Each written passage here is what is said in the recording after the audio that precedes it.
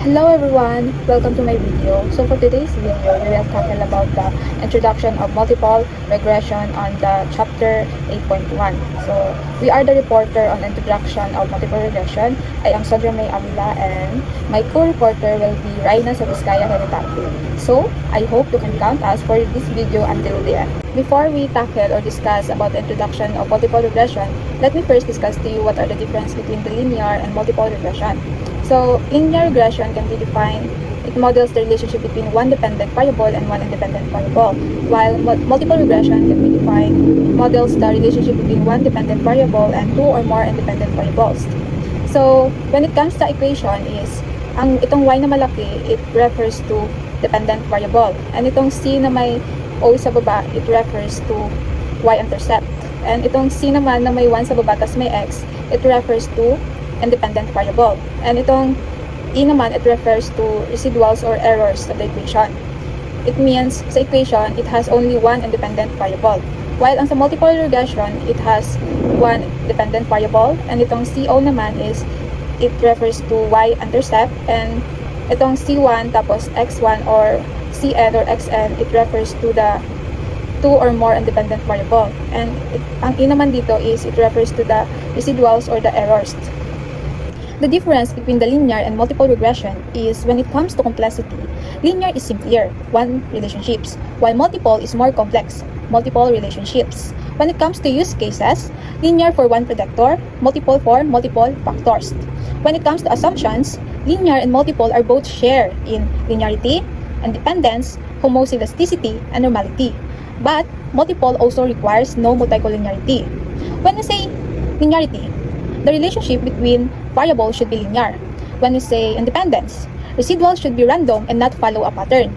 When we say homozygosity, residuals should have consistent variance across all levels.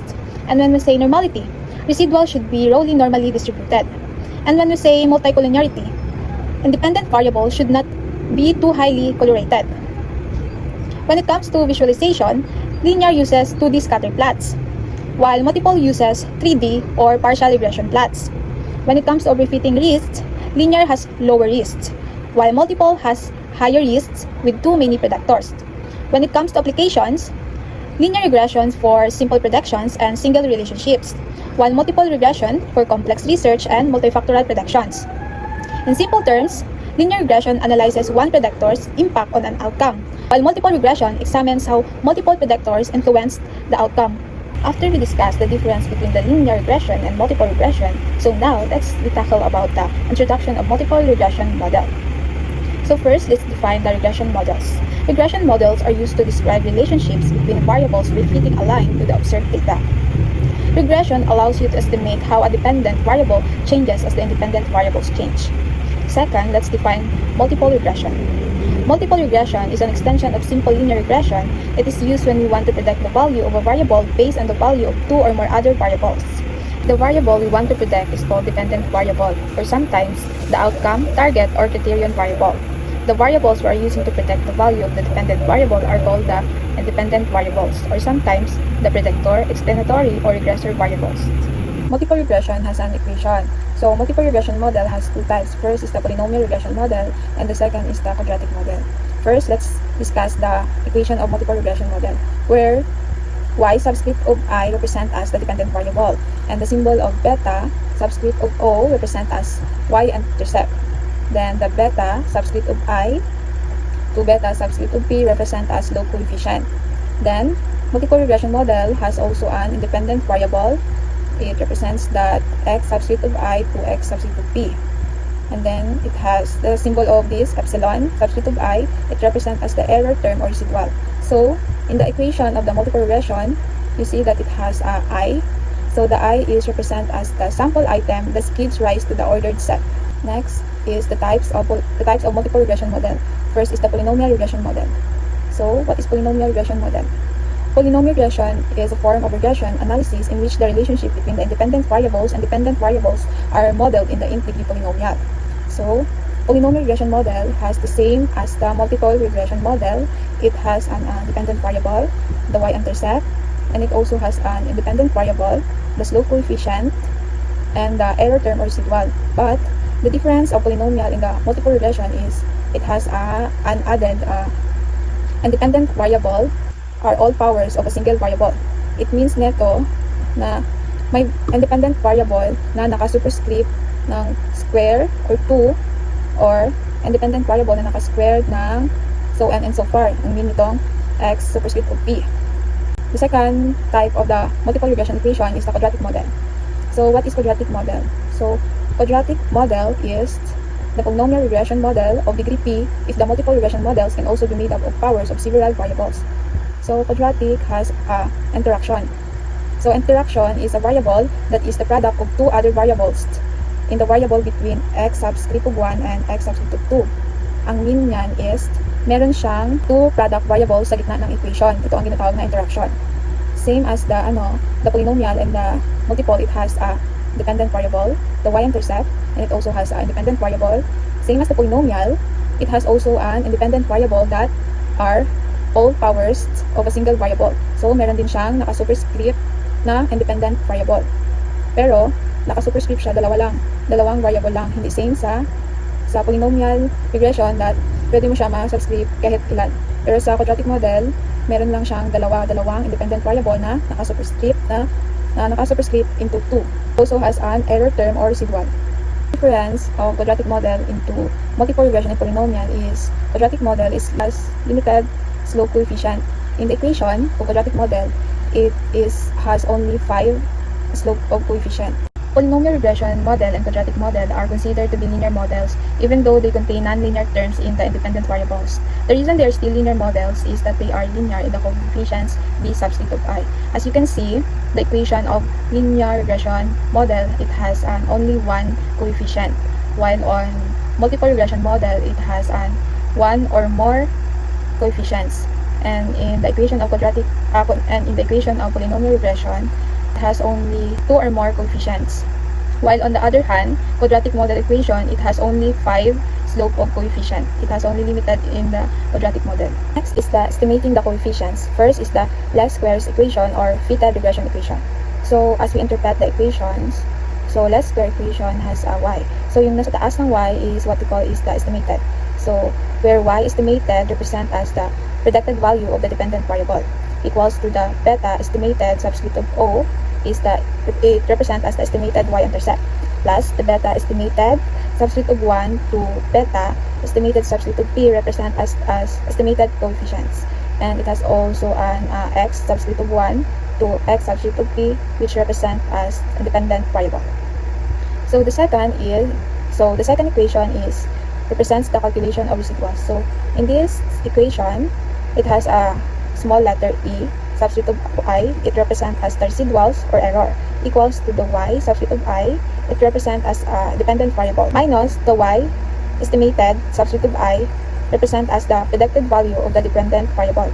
So in this equation, sa y estimated subscript of I, it has as you can see, meron siyang equation, which is yung equation niya is nandun sa least squares equation or fitted regression equation. Nag-cope up siya sa equation nito sa baba, nasa red. So ito yung equation ng least square equation. So final equation is maka-cope up sa dito sa baba, itong e subscript of I or represent as residuals equals to y subscript of I represent as a dependent variable minus the equation of the least square equations or the fitted regression equations. Itong nasa red. The third is sum of squared residuals. So as you can see, I will discuss to you kung paano na ganito yung equation. So first is sublimation to the upper of n over the I. So as you can see, I represent as the sample item that give rise to the ordered set, while the n is represent to the number of the predictor. So the sublimation is equals to 1. So this e represent as the equation above the residual. So to the power of 2 subscript of I. As you can see, dito na part is, di ba yung residuals, meron siyang dependent variable minus the equation of this naka-blue minus the equation of the least square equation. Ang final equation is itong sa baba, the summation of residuals y of subscript of I which represent as the dependent variable minus the equation of the least squares. So makita nyo din dito na may arrow na pula na it represent as the least square equation or fitted regression. So let's proceed to an examples. A mobile ad hoc computer network consists of several computers nodes that move within a network area. Often messages are sent from one node to another. When the receiving node is out of range, the message must be sent to a nearby node, which then forwards it from node to node along a routing path toward its destination. We wish to predict the proportion of messages that will be successfully delivered, which is called the good put. It is known that the good put is affected by the average node speed and by the length of time that the nodes pose at each destination. Table 8.1 presents average node speed, average post time, and good put for 21 simulated mobile ad hoc networks. These data were generated for a study described in the article Metrics to Enable Adaptive Protocols for Mobile Ad Hoc Networks. Next slide will be the table 8.1. Average node on speed represent as meter per second, the post time represent as the second, and the good put for the computer networks present as the percent. The next table is the output from Minitab present the result of fitting the model. So let's proceed to the example number 1. Use the multiple regression model to predict the good put for a network with speed 12 meter per second and post time 25 seconds. As you can see, hinahanap dito is yung predicted value of the good put for network. So, given naman ang speed na 12 meter per second and post time na 25 second, pinakita ko dito yung table ng Minitab results. So, as you can see, given na yung equation dito sa Minitab results. So, the equation is, the regression equation is good put equals to 96.0 minus 1.82 speed plus 0.565 post plus 0.0247 speed times post plus 0.0140 speed squared minus 0.0118 post squared. So, as I observe, ang ginamit na equation is quadratic model. In the solutions, hindi naman tayo mahirapan because i-input na lang natin yung dalawang independent variable which is yan yung speed na equals to 12 and the post na equals to 25. So, as we go far, pag i-input na natin yung speed tapos yung post sa equation na given kanina, as we use calculator, the answer will be 90.336, which is the predicted value of the good put in the network. Let's proceed to the example number 2. For the good put data, find the residual for the point speed equals 20 and post equals to 30. As you can see, ang hinahanap dito is residual, which on the first topic that I tackle, the formula of the residuals is equals to the observed value minus the predicted value. So, ang first na hanapin natin is yung kanyang observed value. As you can see on the table 8.1, sa observed value ng good put, it has an 84.937. Itong naka-red, nag-highlight ko dito na naka-box, which is yan yung ating observed value sa good put in the table of 8.1. Tapos, ayan yung observed value because given dito yung speed na equals to 20 and yung post na 30. So, yan yung good put niya. So, yan din yung ating observed value. Next is, after na nakita natin yung observed value is, hanapin natin yung predicted value.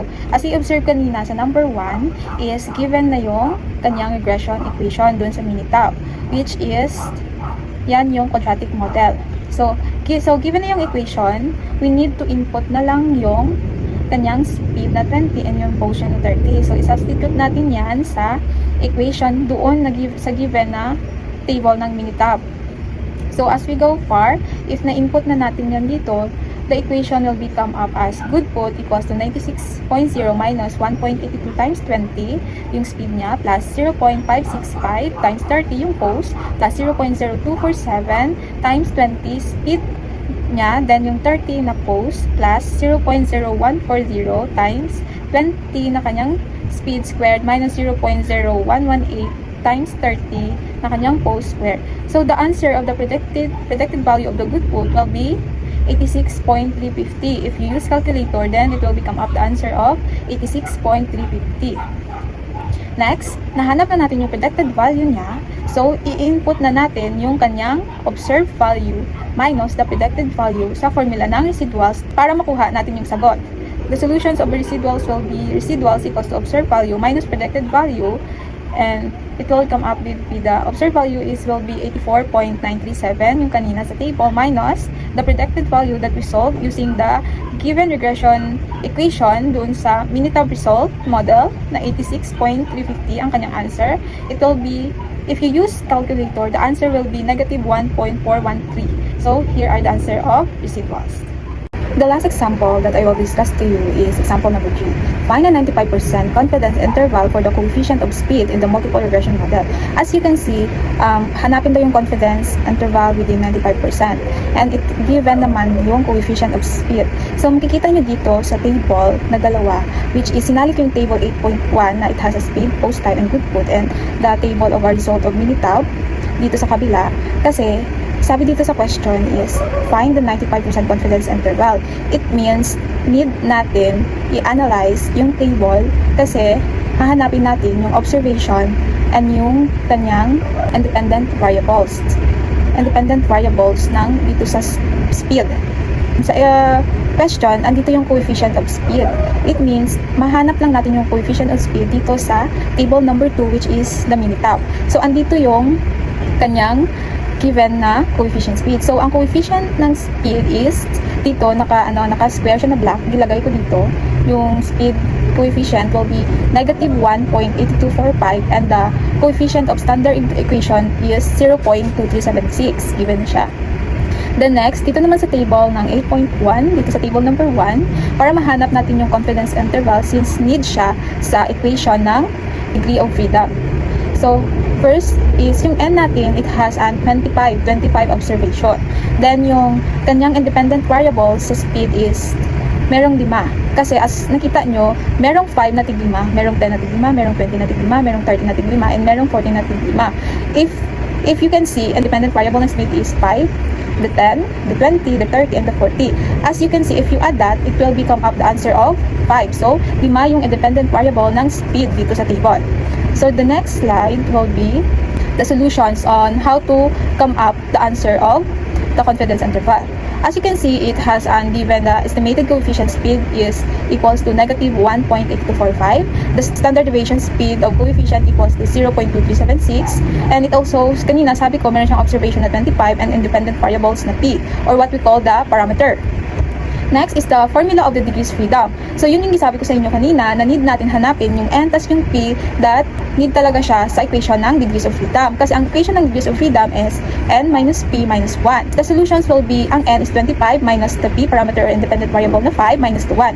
So, the answer of degrees of freedom will be 19. Need natin ito para, since sa confidence interval, meron siyang equation na the mean average plus minus the z subscript of a minus 2, which it represent as that the t table. I-represent, hahanapin natin yan siya. Then yung kanyang symbol ng sigma subscript of average mean, it represent as that standard deviation of coefficient. Since given naman yung ating mean average na speed coefficient na negative 1.8245 and the standard coefficient na 0.2376, so ang hanapin natin is yung kanyang p-value. Para makuha natin yan, first, yung kanina sa unang slide, nakuha na natin yung observation, tas nakuha na din natin yung kanyang independent variable or parameter. So the answer is, ang kanyang degrees of freedom is 19. And para makita yung parameter, since independent variable siya sa 5, para magamit natin yan, dito tayo punta sa next na slide, which is the student state distribution.